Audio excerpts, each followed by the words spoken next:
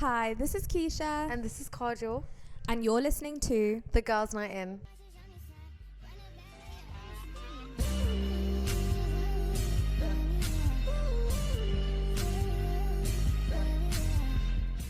So let's get into our first dilemma.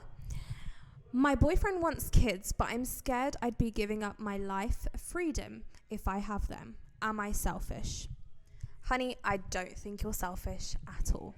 Yeah, I don't think you're selfish at all, because at the end of the day, you're giving birth. Your body's going through that. And if you're not ready, it doesn't mean that you won't be ready at a certain point. Maybe you're just not at that place yet.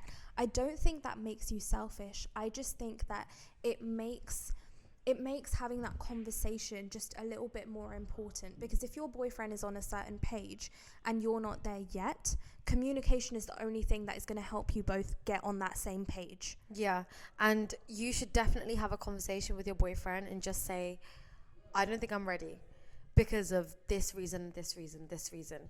And if he doesn't understand that, I'm sorry, I don't think that's the right person for you.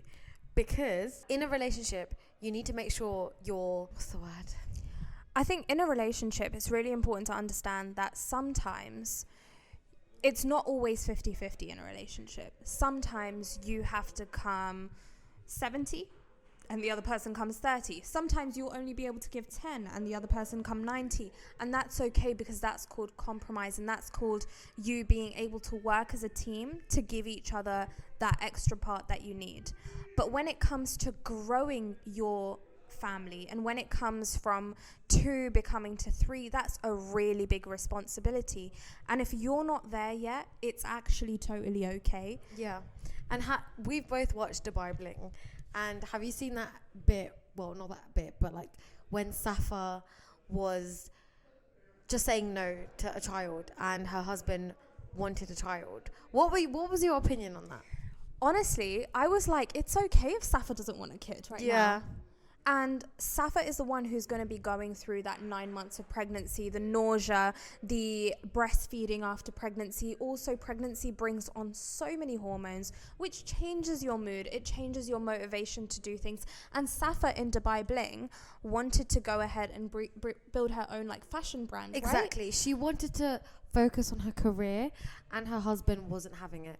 I mean, the way that the show kind of was portrayed was as if everyone disagreed with her and didn't get what she was saying, and she was like a victim in a way, because it was like, no, I get what you're saying, and everyone on that show was just saying, no, you need, like, why don't you want to be a mum again? Why don't you want to go through these things again? And even her husband was just not understanding it, and when she suggested an alternative route, it was a problem. Of course. And I just think, as like, if you're in a relationship, you need to make sure you're both on the same page. Otherwise, it's going to mess up everything between you. 100%. I think having that conversation, just being like, hey, do you know what? I'm not there yet. It doesn't mean that I won't be there at some point. But right now, I want to focus on this, this, and this. Or I just want to focus on me. You know, and it's okay to be there. And if the other person, or, you know, your partner is not there and does not understand where you're coming from, then that might just be you having to reevaluate a few more things in your life, if that makes sense. Exactly. And if you're completely on 2 different pages where your partner wants to have children, but you do not want to have children in the next year, 2, or ever, you need to have that conversation with them as well, because it's not fair on the other person either. Like, I know that we're saying put yourself first, etc., but if you're in a relationship where you know your partner would like a child and you do not want a child, that could affect your relationship in the long term, because it's not fair on the other person to just keep waiting. But if you have an idea of when you'd want to be able to do that stuff, then that's good. But if you don't, 100%, then you need to kind of like talk about that. 100%. I actually think communication is the main reason why a lot of relationships don't go past a certain point, and that's the lack of communication, why they don't go past a certain point. And I think in every relationship, in our friendship, communication is so important. In my relationship with my partner, in Kajal's relationship with her partner, being able to talk about your emotions, talking about where you're at in life, talking about where you see yourself at a certain point, or can predict where you'd be in a certain point, is so important. Yeah, no, exactly. And just like concluding this dilemma, talk to him. Just talk to him. Just tell him how you feel. Just tell him you're not ready yet, but you might be ready to have this conversation again in a year's time or in 2 years' time, but just not right now. Totally. I think that's good. I think that's good too. Yeah. I feel like that's good advice. Good That's advice. like very very mature advice. Yeah. All right, so the next question.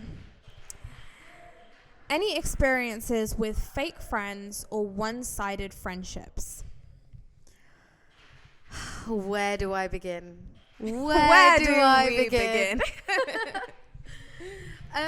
I've always been that girl in a relationship with my friends where I always feel like I'm putting in a lot more of my time and effort. And so there's a few things that I want to touch on for this particular dilemma. For example, number one, when I was at uni, I was always kind of making sure my friends were doing okay more than I was doing okay. And that's just the person I am. Like, I'm just like that. Because of that, a lot of people took advantage of me, and a lot of people took advantage of the kindness that I had. So it wasn't until I got out of those friendships that I realized that. But when you're in it, you don't realize that at all. One particular friendship of mine, where I look back at now and I'm like, Kajal, what were you thinking? Like, how were you actually entertaining this friendship when this person was treating you like this? For example, this one person was just always putting me down. Like, for example, just us being in the club, like, this one person would just be like, why are boys approaching you and not me? Like, she wasn't quite understanding why I was getting attention and she wasn't. Mm-hmm. And when she told me that, I was like, oh my God, like, I'm so sorry.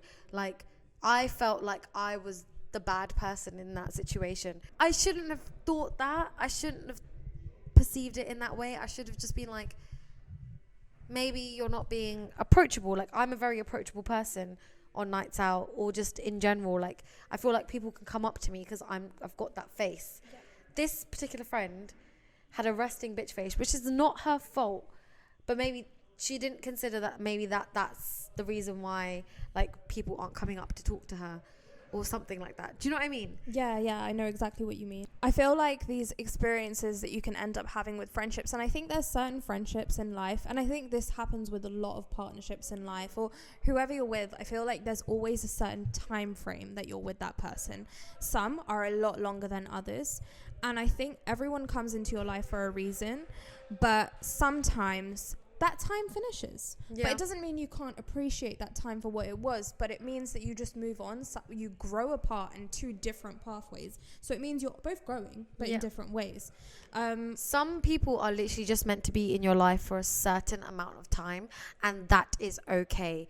Like, a lot of people always dwell on the fact that you're losing a friend, and you can feel that you're losing this person, and you're really upset about it. And it's okay to be upset about that. But it's also okay to understand that not everyone in your life is meant to be in your life for the long run.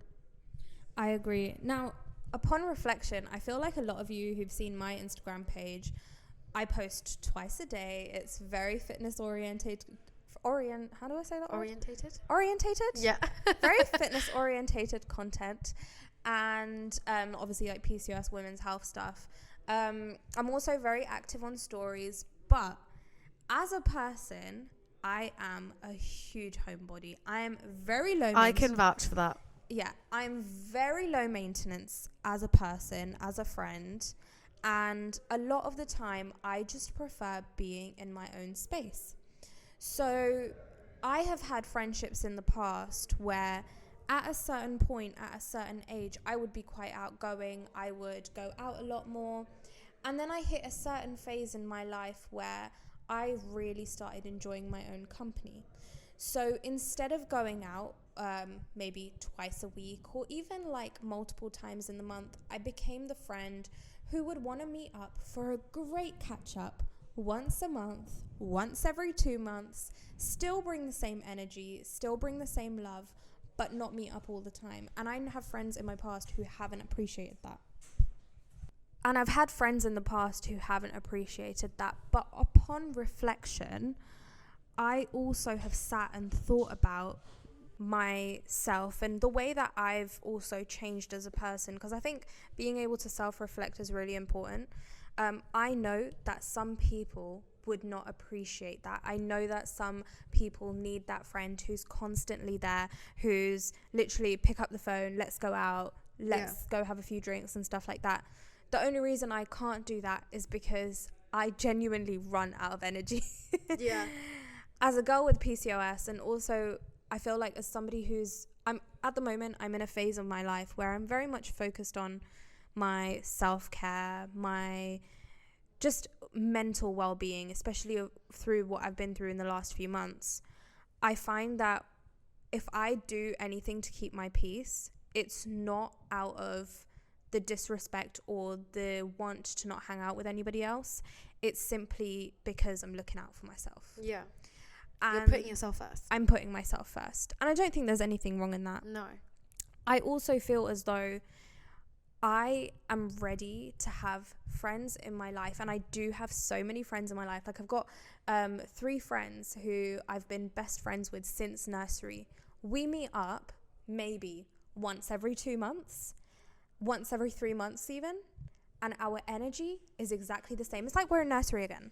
So we literally see each other like maybe once every 4 months, and the energy is still the same. And honestly, I haven't seen this girl in a long time because we've both had just a lot going on, and it's okay because we text each other that we love each other, and we literally just make that emotional time for each other. And I'm 110% sure when I see her, I was meant to see her over the weekend, but she wasn't feeling too well. The same thing that you had. Yeah. She wasn't feeling too well, and I was like, do you know what? Take that time you need to rest. Yeah. And I think it's so important to be able to realize that you may grow apart from someone, but it's not necessarily a bad thing. Mm-hmm. You're both just growing in different directions, and if that energy doesn't align anymore, there is absolutely nothing wrong in that. And I don't talk to a lot of people in my life anymore because of that reason. Like, we haven't fallen out. We haven't had like an argument where we just don't get on anymore. It's not like that. We just grew apart. The love is still there. Yeah, we just grew apart. You just grow apart. We're going different directions, and that is fine. Like, that is okay for that to happen. And I think what you kind of touched on was like having like high maintenance friends, and I personally can't handle high maintenance friendships. I'm a really busy person. I can't always make time for you if you want to meet up. Like, I can't do it. I can't always be on my phone and reply to you because I just can't do it. Like, just because I'm on my phone all the time, I'm not on my phone to reply to people. And not a lot of people get that. I've lost a lot of friendships because of that reason, because of the fact that I just don't reply. And I have no regrets. Like, I don't care about that, because the people that have stayed in my life understand that I'm not always going to be able to reply. And it's not because I don't want to reply.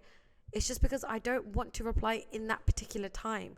And if that means I'm not replying to you in 2 minutes, it doesn't make me a bad person. It doesn't. It really doesn't. I'm probably doing something else that requires my time and attention.